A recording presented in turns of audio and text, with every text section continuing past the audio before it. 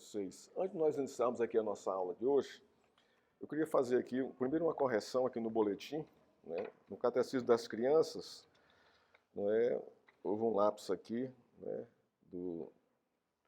daquele que copiou o texto, que diz assim: qual o dia de descanso, aí entre parênteses, sabe, né? Aqui não é sabe, aqui é Shabá, né?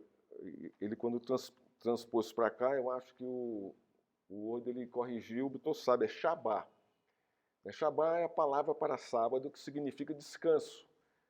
A palavra Shabá, então, quando Deus manda guardar o sábado, ali, ele está falando ali do dia de descanso, do Shabá.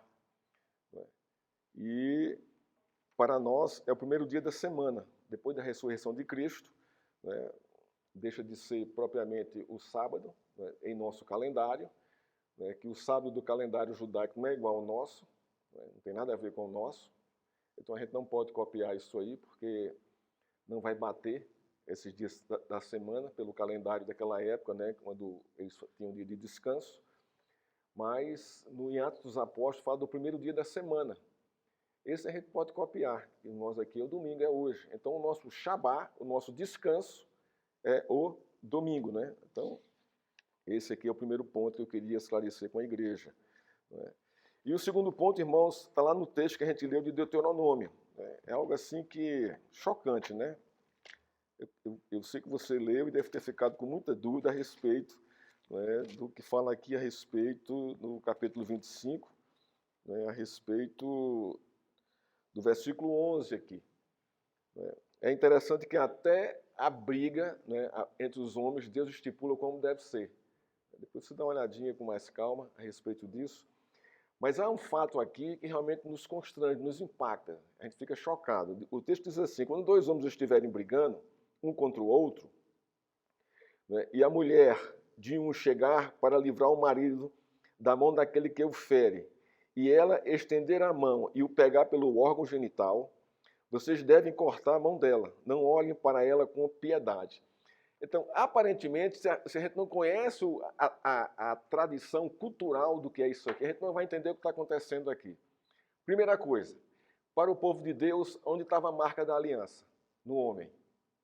No órgão genital, a circuncisão. Então, ali era uma marca, da aliança. Segunda coisa aqui, o fato da mulher pegar aqui não é o fato dela pegar, não, irmãos. É dela mutilar o homem com a sua mão. Então, a questão aqui é a mutilação, da genitália masculina. E o que vai acontecer? Ele não vai mais poder procriar. Então, a condenação é por causa desse ato da mulher. E também o terceiro ponto aqui. É o único versículo da Bíblia onde Deus permite a mutilação. A gente vê isso muito no Alcorão, e nas leis, da Sharia, lá quem segue a lei da Sharia. Se você roubar, corta a mão. Se roubar de novo, corta a outra. Então existe a mutilação como punição pelo crime. Aqui é o único versículo onde Deus permite isso. Por quê? Porque o que ela fez é inadmissível numa briga entre dois homens. Primeiro que ela entrou no meio para levar o marido, tá. Mas esse não é um modo dela levar o marido. A questão aqui é essa.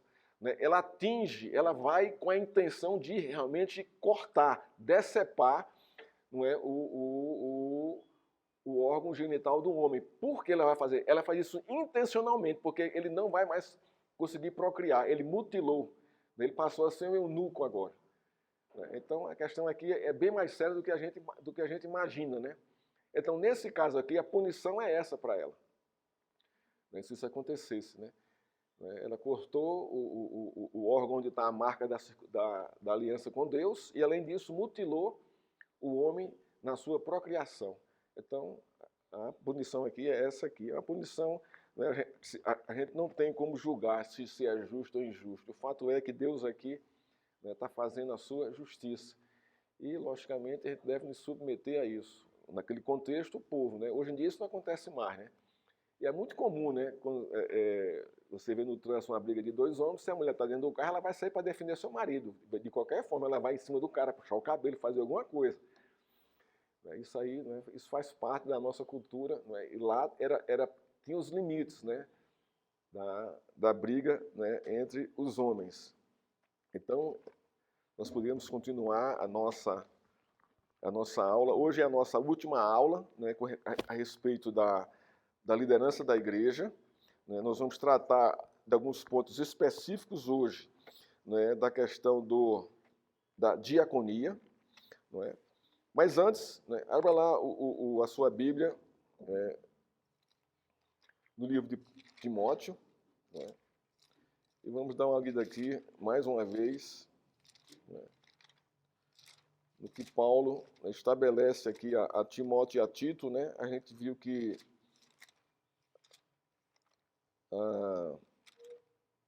em Tito, né, Paulo deixa Tito em Creta com a função de organizar as igrejas. Logicamente, ele vai organizar de que forma?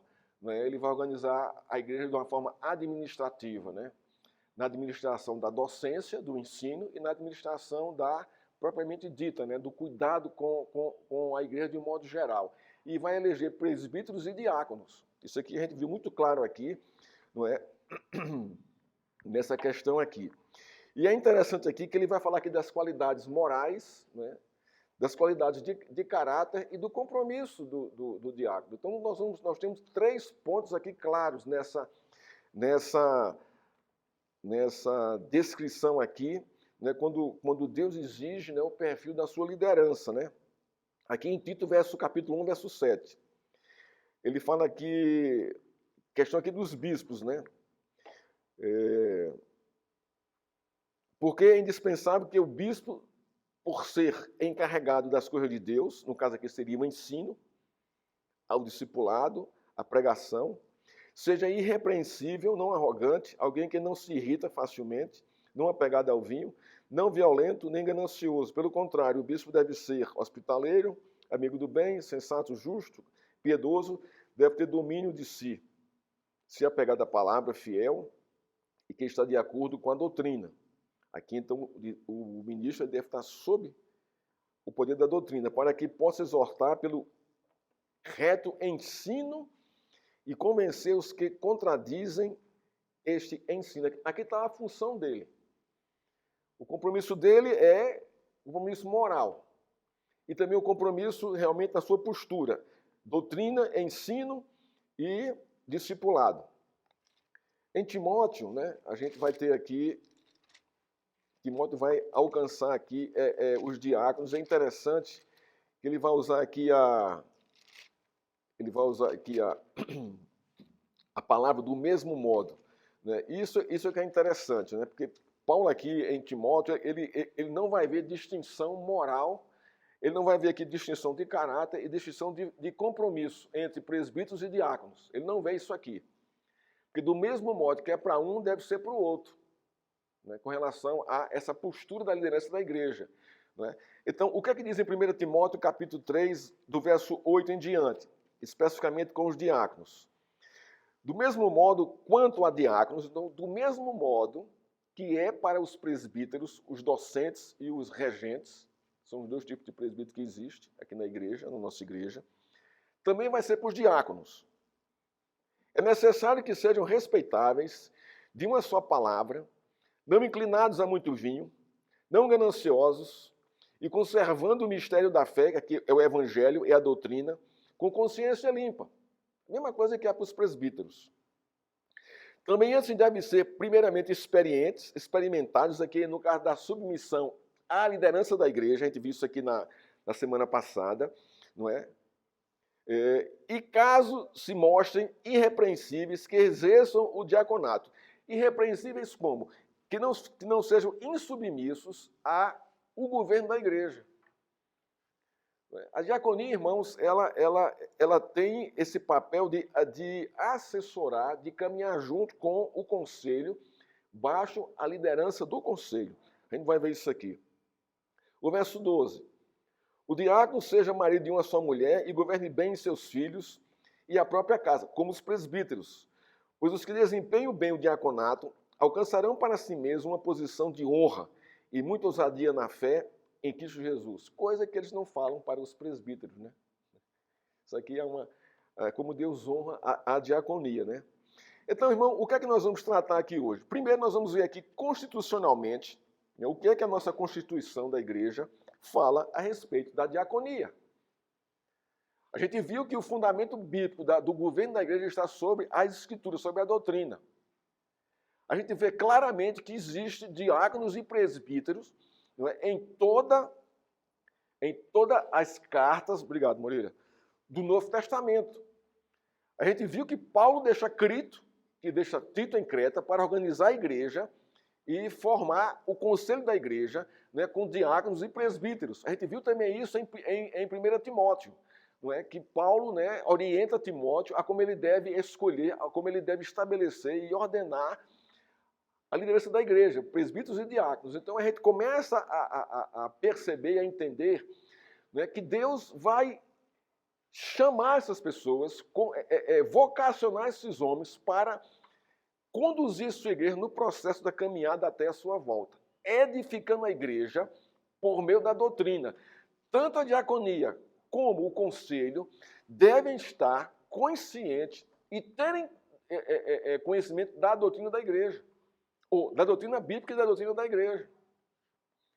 Irmãos, não há liderança sem a submissão doutrinária. Não existe isso. Não é o que eu acho, o que eu penso, o que eu quero e que deva ser. Não é assim que funciona.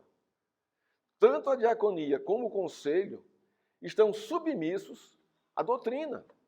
E eles governam a igreja, né, orientados, submissos a essa doutrina. Senão não é igreja. É um clube qualquer, uma associação qualquer, mas menos igreja. Porque o fundamento da igreja é a doutrina. Cristo é o cabeça. E a nossa submissão é a ele, ao governo dele, que é exposto, que é revelado em sua doutrina.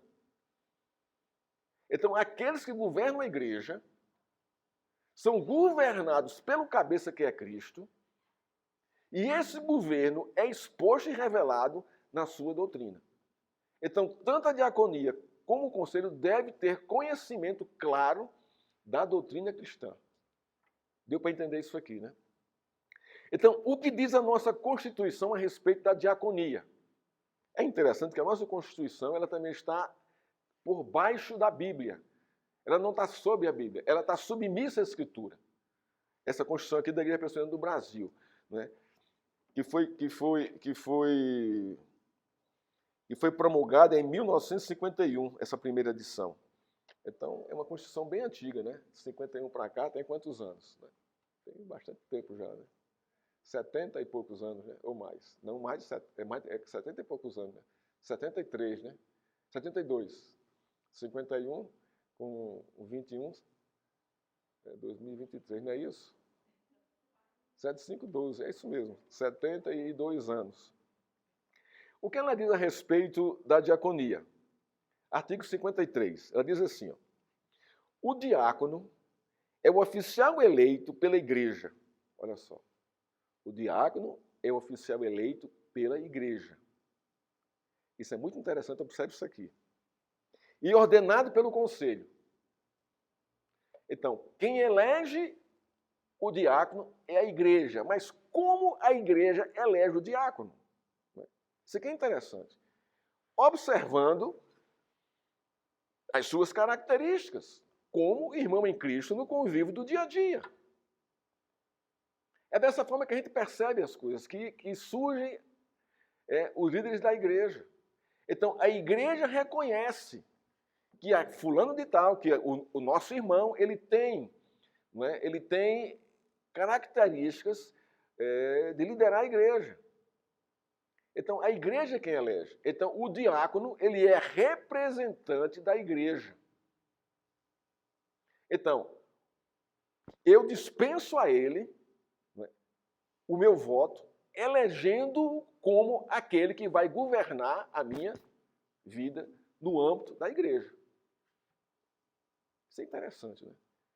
Então, se você o elege, então ele é a liderança, ele é a sua liderança na igreja. E você, né, deve a ele o quê? Honra e obediência. Quando o diácono ele está dentro da doutrina.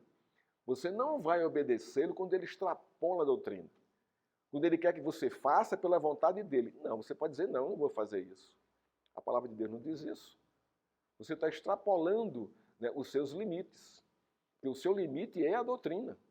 Não é o que você quer, não é o que você acha, não é o que você pensa. Não é o que você imagina, não são os seus projetos. Não. Não é assim que funciona. Por quê?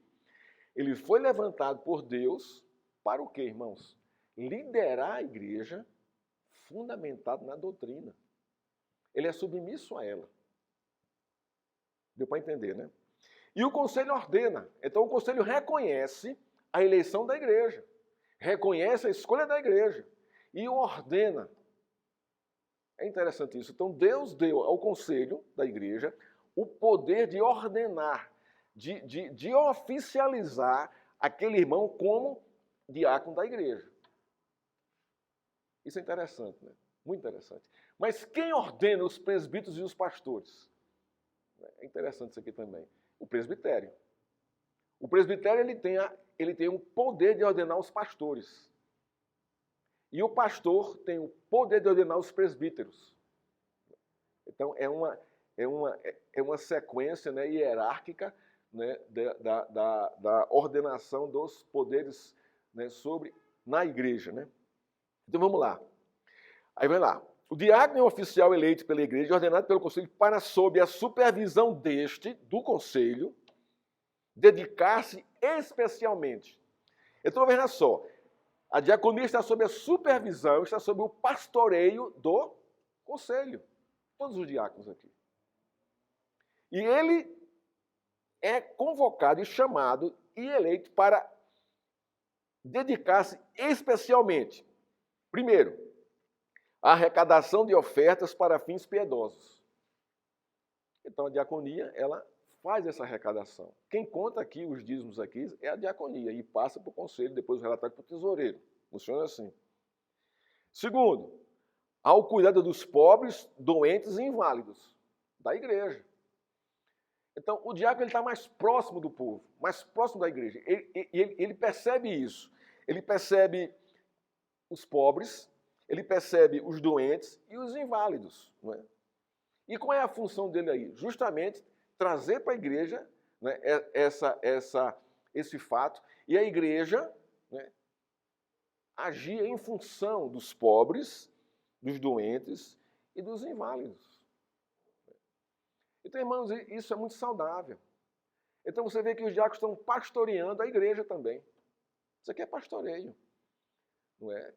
Quando nós vamos visitar alguém, né, a nossa visita, né, visita pastoral ou visita diaconal, que é a mesma coisa. Né? A gente vai para consolar, para confortar, para exortar, para disciplinar, para discipular. O intuito da visita, né, é esse. E também observar a situação da família. Os olhos estão atentos. Né? Os olhos estão atentos. Né? A situação, né, é de um modo geral. Né? Então, geralmente oferece um lanche. Né? Geralmente se faz isso. Né? É muito comum isso.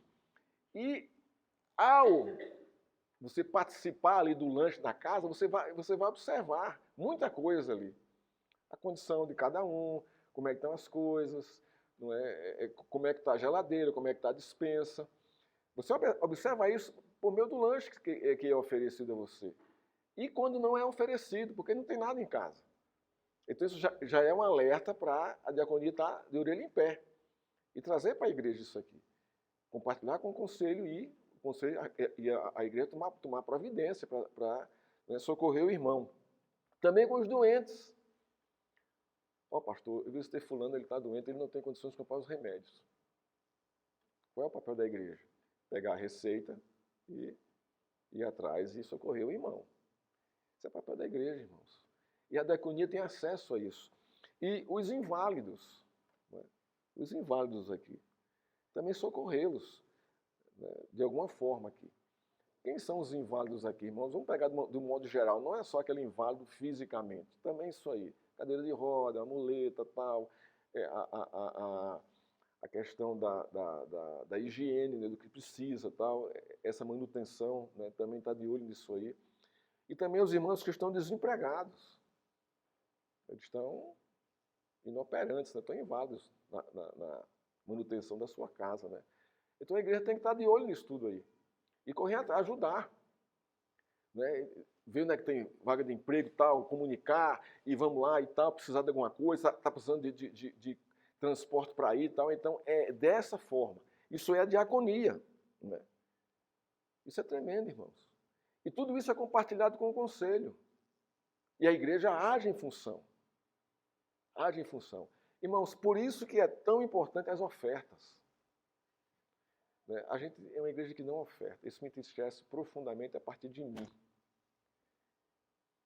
Eu tenho mais de 30 anos de crente e ainda Deus ainda não tocou meu coração, meu bolso para ofertar. A gente é muito egoísta, muito egoísta, muito egoísta. A gente tira isso pela própria realidade dos dízimos aqui em nosso contexto. 70% da igreja aqui não dizima. Não dizima. Isso é uma coisa assim. Por quê? A minha pergunta é por quê? Eu sei que todo mundo passa por tribulação, por aperto, mas não é a vida toda, não é o tempo todo assim. E é um desafio a nossa fé. E a oferta, irmãos, aqui, eu não vejo. Eu não vejo aqui. Claro que quando acontece alguma coisa, a igreja sempre se dispõe. Isso é uma coisa boa, né? A igreja se dispõe a ajudar, se dispõe ela vai. Né? Ela não empanca aí. Mas deveria ser uma coisa normal da nossa vida a oferta. Tanto a oferta missionária, como a oferta para socorro dos nossos irmãos pobres, inválidos e necessitados. E eu confesso meu pecado aí, que a igreja me perdoe dessa questão aí. A gente não tem esse hábito e seria bom que a gente corrigisse isso, que a gente fosse mais desprendido e que ofertasse. Eu não falo aqui uma oferta de 10 mil reais, 15 mil reais, R$1.000. Não é isso, irmãos, que eu estou falando aqui. É uma oferta de sacrifício. A nossa vida é uma vida de sacrifício. Não existe cristianismo sem sacrifício. Não existe. Não existe isso. É fora das Escrituras. Quando Deus diz que para seguir tem que levar a cruz, é sacrifício.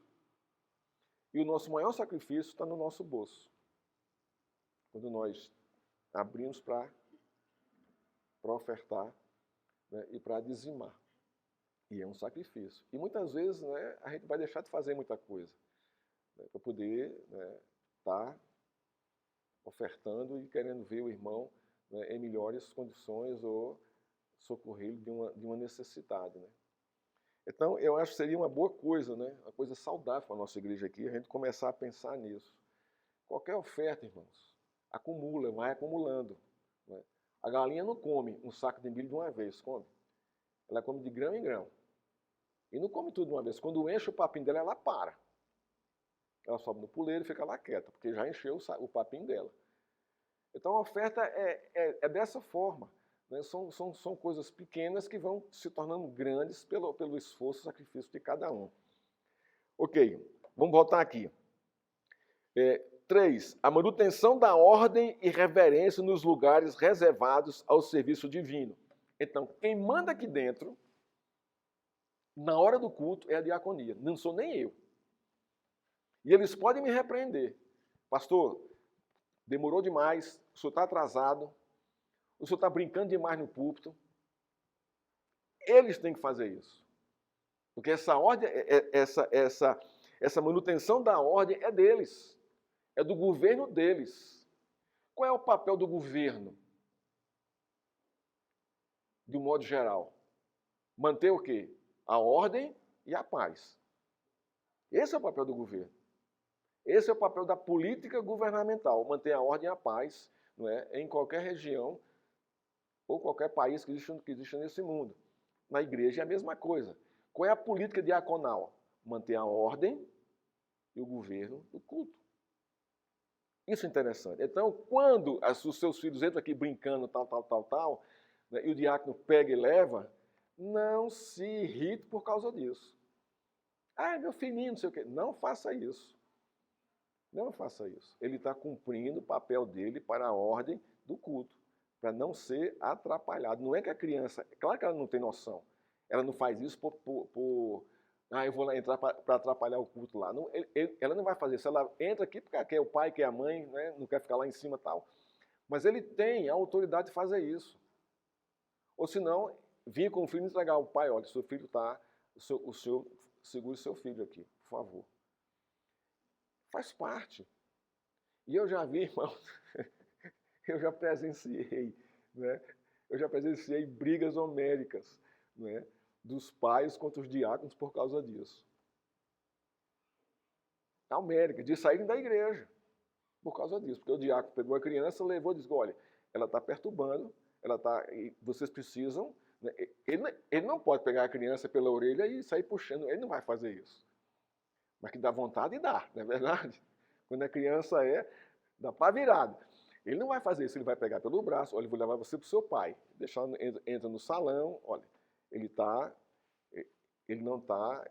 muito perturbando demais.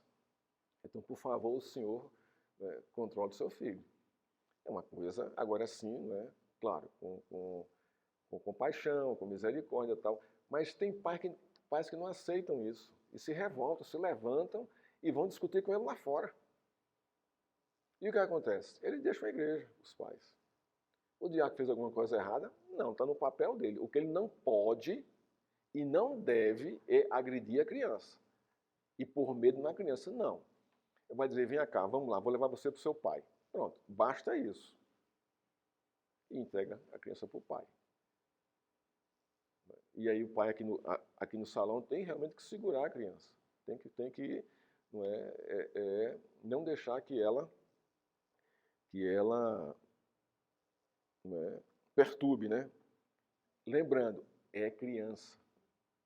É criança. Então, a gente tem uma certa paciência e longanimidade com isso. Uma criança passar uma hora aqui é complicado. Porque não é assunto para ela, não é ambiente para ela, não é o cenário para ela. Então, isso vai realmente deixá-la inquieta e perturbada, né? Mas a gente deve também pensar nisso aí. Exercer a fiscalização para que haja boa ordem na casa de Deus e suas dependências. Que fiscalização é essa? Meio do culto. Aí o irmão sai e fica lá fora. O diácono vê. Não, o lugar dele não é aqui. Irmão, você quer voltar, por favor, para... Você está passando mal? Está com alguma necessidade? Não. Então, por favor, queira voltar para o ambiente de culto, seu lugar é lá. Dessa forma. Ele está fiscalizando. Não só isso, como também, de um modo geral, o prédio, a manutenção da arquitetura da igreja. Tem que estar de olho também nisso aí. Não é? Então, irmãos, essas são basicamente as 4 funções específicas do diaconato. Isso é muito interessante. Porque a gente vê aqui um tipo de pastoreio com a igreja. Isso é muito saudável. Muito saudável. Não existe hierarquia aqui. Os diáconos são menos importantes que os presbíteros, que os pastores. Não. No momento do culto, todos são líderes, estão liderando a igreja, estão governando a igreja, cada um em sua função específica, em sua área específica. E são merecedores de respeito e honra. Respeito e honra. Se estão exercendo a sua diaconia dentro da doutrina. Dentro da doutrina. É dessa forma que a coisa funciona. Então, vamos tratar aqui também nessa manhã de alguns pontos aqui interessantes, né? Agora eu vou usar aqui um livro, né, específico da diaconia.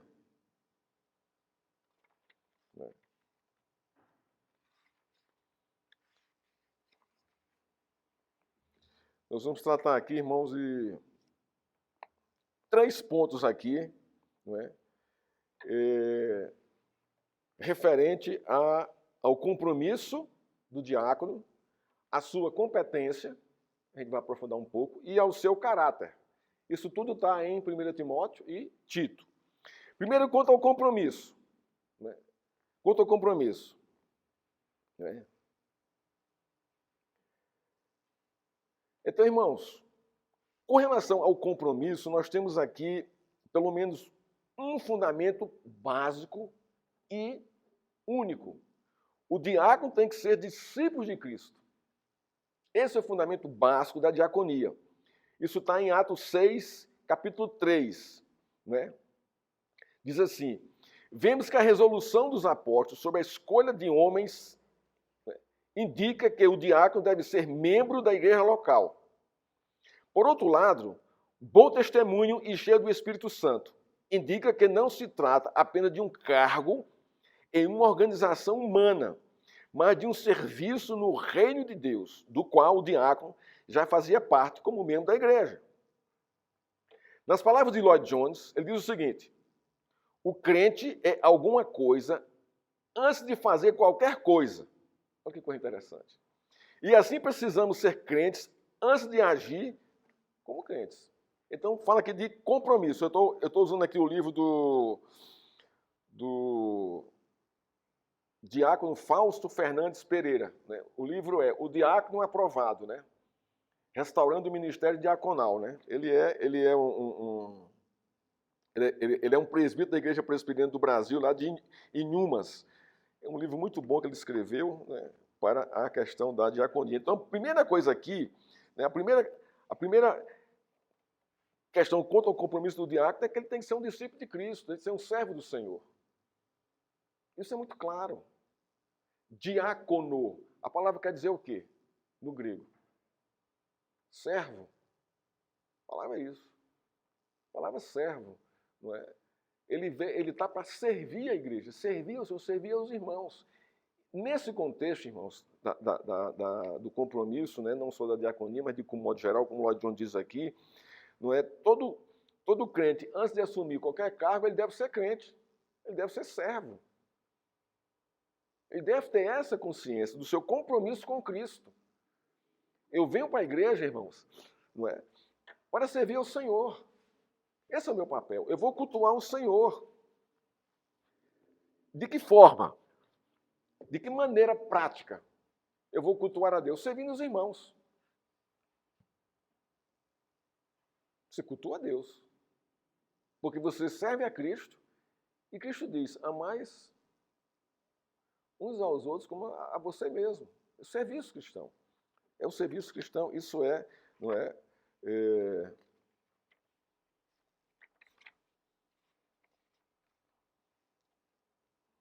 A segunda coisa aqui também, com relação ao compromisso, é que ele deve, né, conservar a consciência limpa, exercendo o mistério da fé. O que isso quer dizer aqui?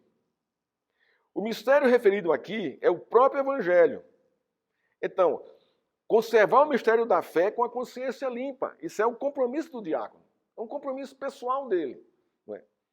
Calvino chama de maravilhoso segredo de Deus, o qual foi recebido pela fé e deve ser individualmente cultivado, mantendo boa consciência, como está lá em Timóteo. O diácono deve se comprometer em manter-se firme na fé, de boa vontade e com toda a sinceridade consigo mesmo diante de Deus. Deve manter em dia sua consciência através da autoavaliação constante pela leitura da palavra de Deus. Deve conhecer a doutrina. E não só isso, deve meditar na doutrina, todo o tempo. E não só o diácono, como todos da igreja, como também como toda a liderança da igreja. Esse é um papel é um papel do crente, antes de exercer qualquer função ou qualquer atividade na igreja. Né? Ele vai mais aqui à questão da diaconia com relação ao compromisso. Ser marido de uma só mulher. Um compromisso social. Né? A exigência não é a respeito do casamento como pré-requisito ou ofício, mas a fidelidade à esposa única. Olha que coisa interessante aqui.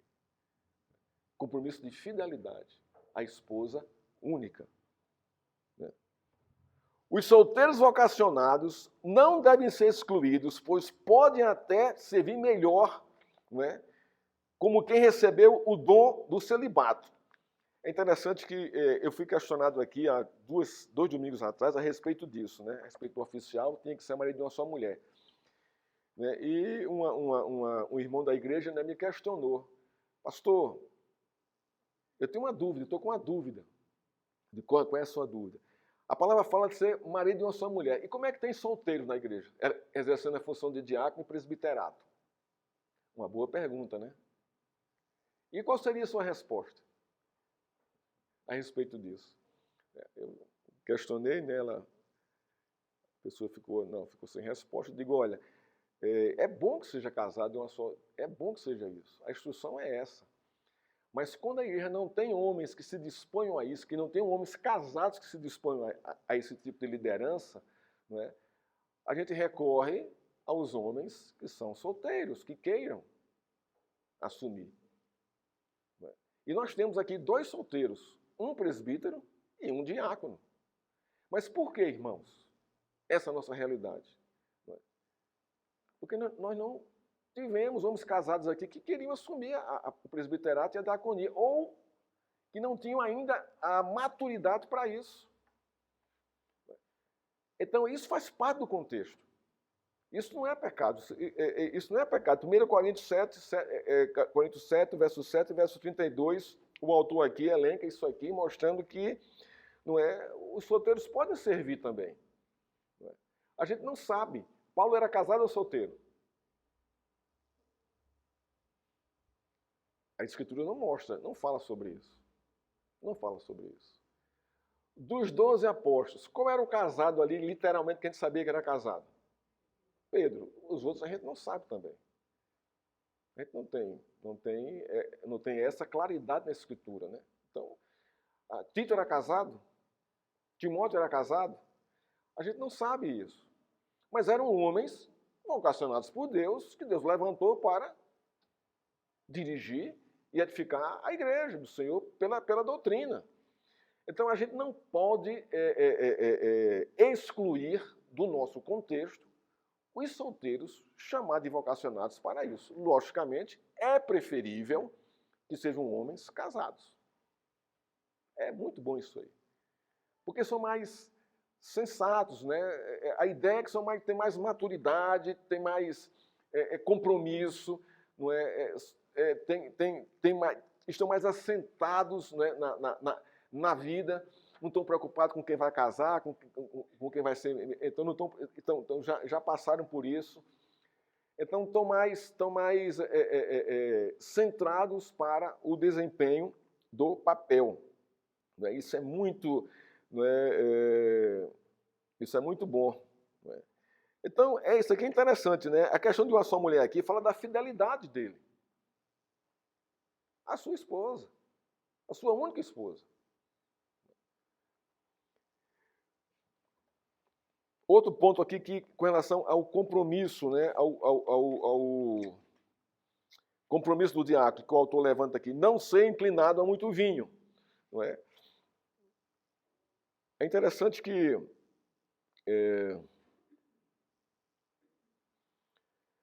a Bíblia ela não exigia a abstinência total, mas o cuidado com a embriaguez. Porque isso aqui está no contexto da época. Da época. O vinho era quase como um medicamento. Timóteo era um que tomava vinho por causa das suas dores estomacais. Pois não.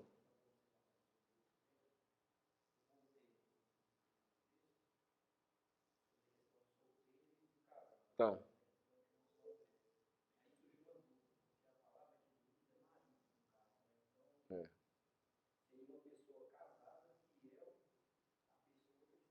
É. Não tem. Não tem. Não tem.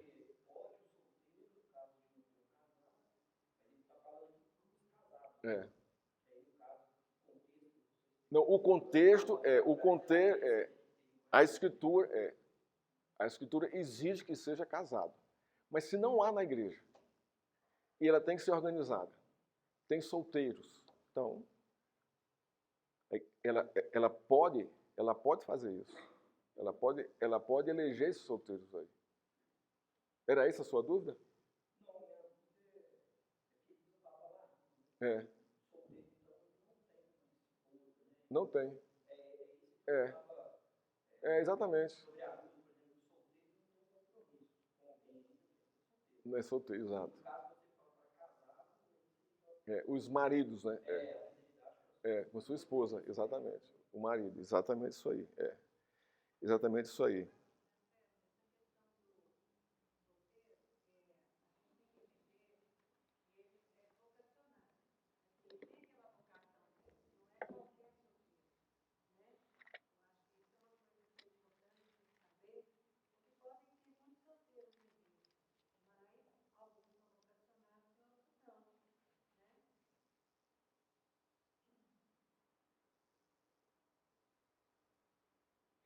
Abra aí a sua Bíblia em 1 Coríntios, capítulo 7. Pois não, Márcio.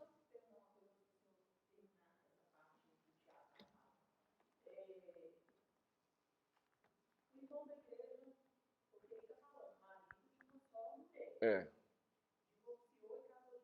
tá.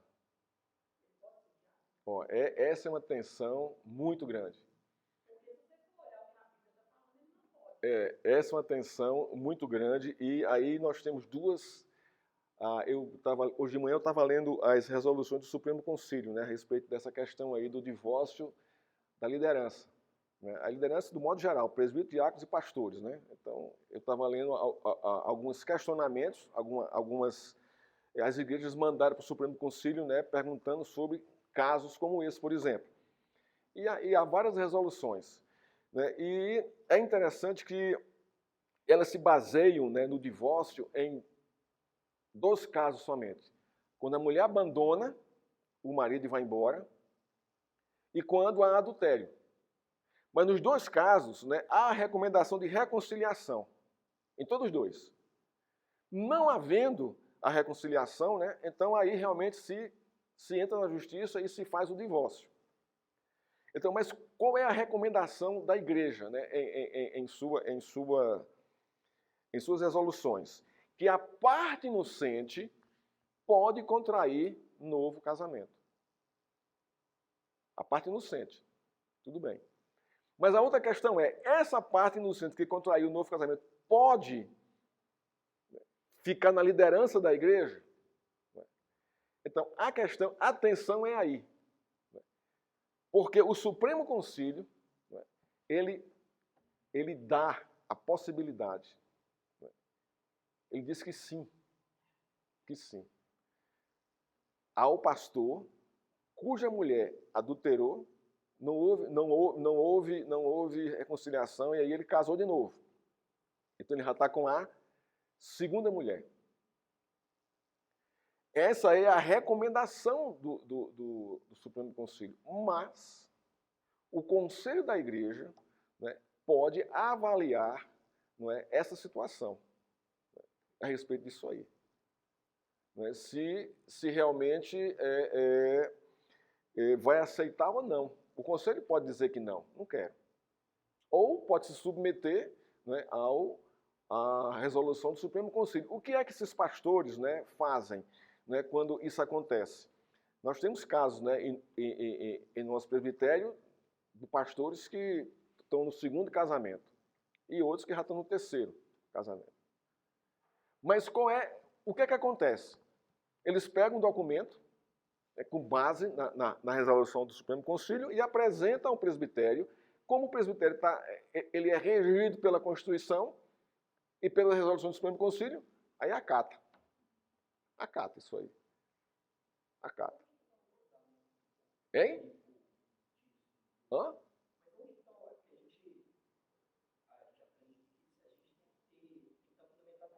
Tá.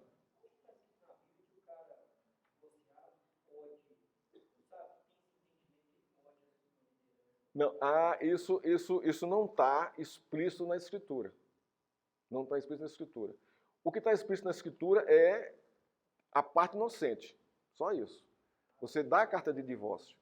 Mas lá não fala, não diz, olha, aqueles que deram carta de divórcio porque são inocentes podem continuar assumindo a igreja. Isso não existe, isso é coisa humana. Isso é humano. Isso partiu da dureza do nosso coração. Então, as igrejas aceitam isso. A nossa igreja aceita. Caso o pastor seja inocente na história. Não é? Mas, irmãos, eu sou presbiteriano, não é? E eu sou contrário a essa visão. Eu sou contrário a essa visão. Vamos supor que Deus me livre, mas aconteça isso comigo e com Celina. A gente separa. Qual é o meu papel com isso na Escritura? É me submeter a uma resolução do Conselho Presbiteriano ou a Escritura? Quando diz que o ministro tem que ser marido de uma só mulher. Bom, eu estou com a segunda. Eu me encaixo aqui? Não. Qual é o meu papel? Não vou assumir mais, vou fazer outra coisa na vida menos ser pastor. Não tem mais, não cabe mais, não encaixa mais aí. A lógica é essa. Não encaixa mais.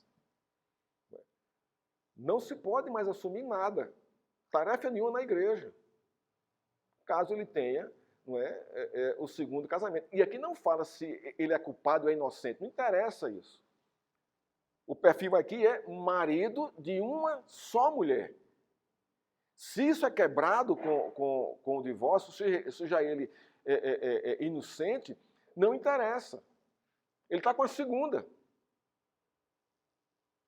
Vocês estão me entendendo? Se houve abandono do lar ou se houve adultério, alguma coisa estava fora de encaixe dentro do lar, no relacionamento dos dois. Alguma coisa estava descompensada ali e aconteceu o que aconteceu. Quem é culpado? Os dois. Não existe inocente na história. A verdade é essa. A verdade é essa. Não é? A verdade é essa. Então, é uma tensão isso muito grande na igreja. Muito grande. Não é? Porque é uma questão que realmente gera um conflito imenso na igreja. A minha pergunta é, como você se sentiria se o seu pastor aqui tivesse no segundo casamento? Qual era a sua pulga atrás da orelha? Qual era a sua pergunta? O que houve com o primeiro para você se separar? É ou não é? É, irmãos. A gente não pode fugir disso. Então você vai ficar um crente ressabiado com essa liderança. E o pior é isso. O pior é o testemunho dele para a igreja. Ora, se o pastor pode, por que eu não posso? E você vai fazer. Se o seu casamento já tiver em crise, não, se ele pode fazer, porque eu não posso. Eu vou fazer. E ué? Então vocês estão vendo como isso é sério na liderança de uma igreja? Isso não pode ter. Não pode acontecer isso aí. Não, irmãos, não pode. Não pode. Nós temos que ter a sensatez e o temor de Deus. A liderança, não é? Aconteceu isso na liderança, ela tem que ser afastada para o bem do pastor e para o bem da igreja. É isso que deveria ser o praxe normal das coisas. Mas, infelizmente, né, pela dureza do nosso coração, né, esses fatos estão acontecendo, não só na igreja presbiteriana, em muitas igrejas. Agora, na nossa é que nos choca. Que é aquela igreja que defende a fé reformada, que defende a doutrina, não é? que esmera pelo estudo, pela profundidade da Escritura, e numa hora como essa, a coisa é rasa demais. Muito rasa. Muito rasa.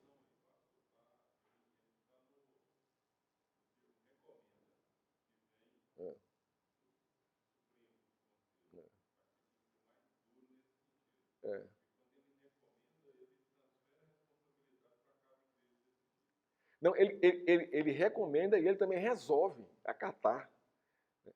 Ele resolve também isso aí. Ele resolve. Não é? Ele não só recomenda, como também resolve.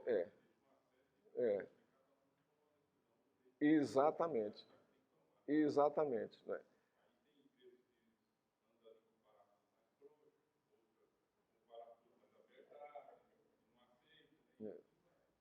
Justamente. Não, o parafuso tem que estar apertado mesmo, Sandro. Não pode estar frouxo, não. Nessa perspectiva aqui, cara, não pode afrouxar, em hipótese alguma. Em hipótese alguma. Não é? Aí, irmãos, é muito tenso esse tema. Muito tenso. Muito tenso. Mas a nossa recomendação, né? A nossa recomendação aqui é justamente essa. Né? Pois, né, Elismar?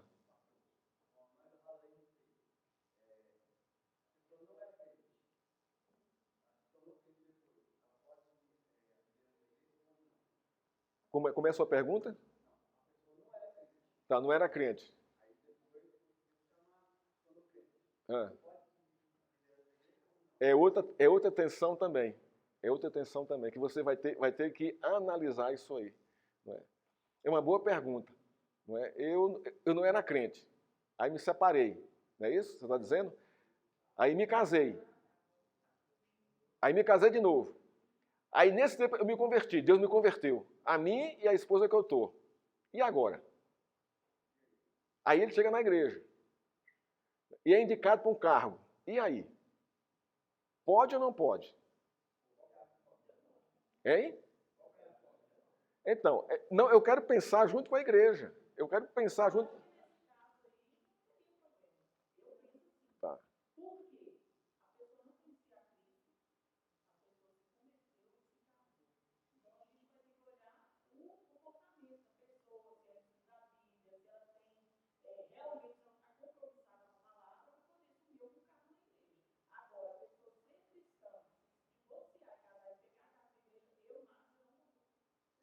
Tá.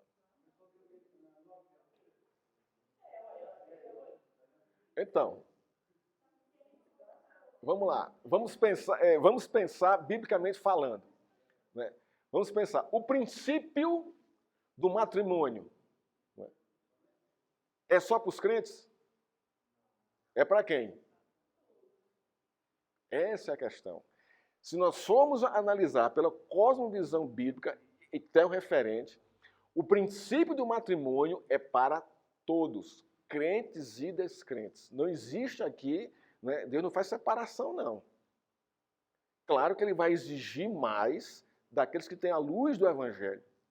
Mas o princípio aqui é aplicado a todo matrimônio.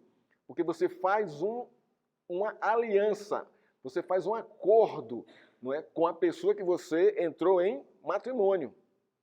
O princípio está lá.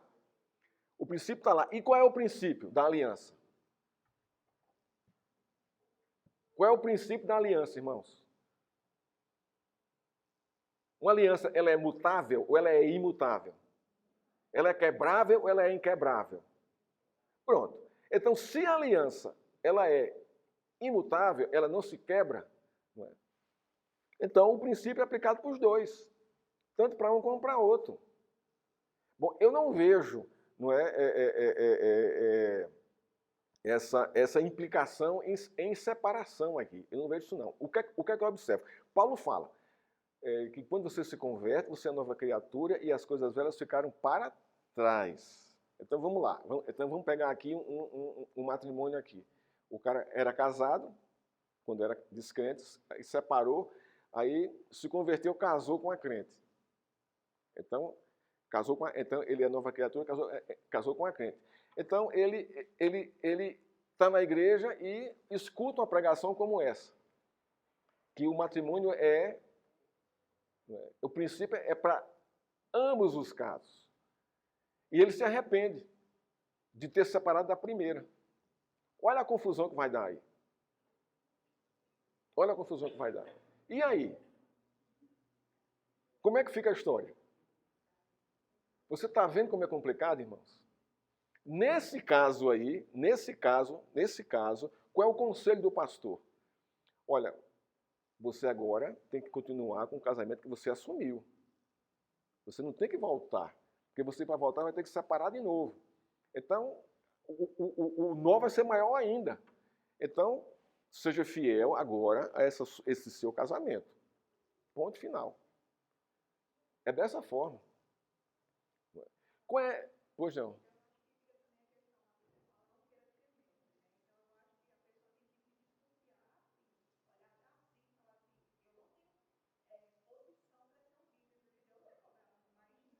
Não, irmãos, exatamente. Por exemplo, quando você começa a instruir a igreja doutrinariamente, quem está no segundo casamento, né, e escuta isso, qual vai ser a atitude dele? Não, isso não é para mim.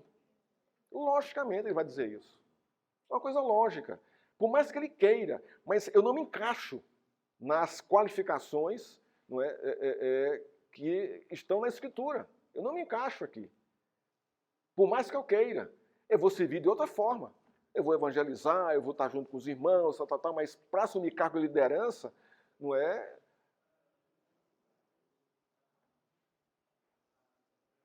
Tem mais alguma coisa aí?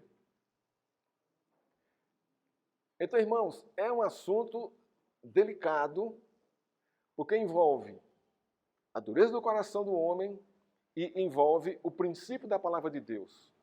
E muitas vezes, na maioria delas, o que é que a gente faz?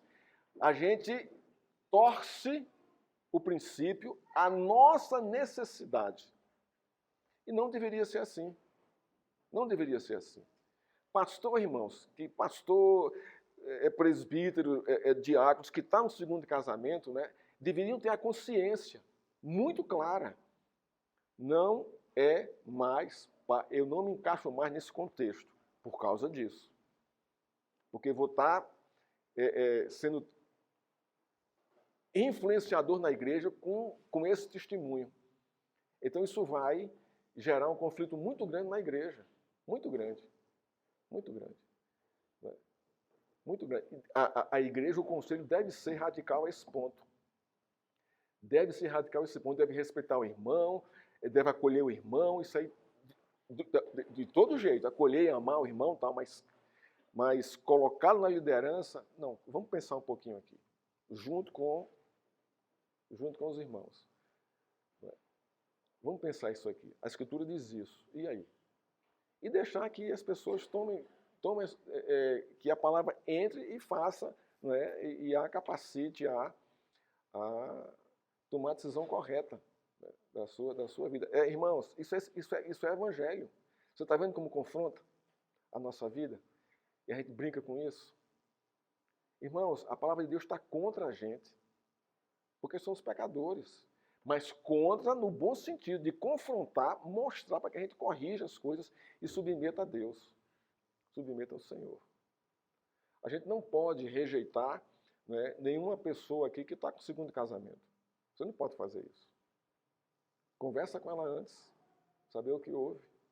E acolhe ela, ama essa pessoa. Não faça, não discrimine, não. Antes, pelo contrário, chegue junto, converse. Se ela quiser abrir, é um direito dela, né? Vai, senão não quer conversar, não conversa. Agora, para assumir cargo de liderança, irmãos, aí, não é? Tem que haver questionamento. Tem que haver questionamento de uma maneira saudável. De uma maneira saudável. Porque a palavra é muito clara. Marido de uma só mulher. E ponto, não tem o que se discutir aqui. Eu não estou pensando em dureza do coração do homem, eu não vou por aí. Eu não vou por aí. Mas eu vou no que a palavra diz. Né? O que é que a nossa igreja, a nossa igreja aceita isso. Mas, irmãos, o resultado é catastrófico nas igrejas locais aonde o pastor está no segundo casamento. Não é confortável. Não é confortável para a igreja. Não é.